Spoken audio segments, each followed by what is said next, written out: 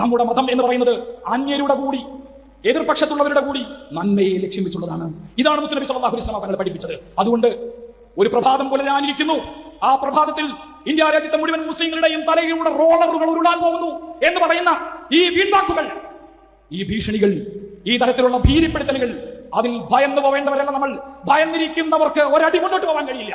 ഏറ്റവും ക്രിയാത്മകമായി പ്രവർത്തിക്കുക എന്ന് പറയുന്നത് ധീരതയുടെ അടയാളമാണ്. ക്രിയാത്മകമായ പ്രവർത്തനം എന്ന് പറയുന്നത് കാശ്മീരിൽ നമ്മൾ കണ്ടുകൊണ്ടിരിക്കുന്ന വിദ്യാഭ്യാസ സ്ഥാപനങ്ങളുടെ നിർമ്മിതിയാണ്. മെഷീൻ ഗൺ, AK-47 റൈഫിൾ എടുത്ത് അതിൽ ബുള്ളറ്റ് നിറച്ച് അത് യന്ത്രത്തോക്കുകൾ പ്രവർത്തിക്കുന്ന ഈ പ്രവർത്തനം അല്ല. വിദ്യാഭ്യാസ പ്രവർത്തനങ്ങൾ, താഴെത്തട്ടിലുള്ള ജനങ്ങളുടെ ജീവിത പുരോഗതി ലക്ഷ്യം വെച്ചുള്ള അടിസ്ഥാന പ്രവർത്തനങ്ങൾ.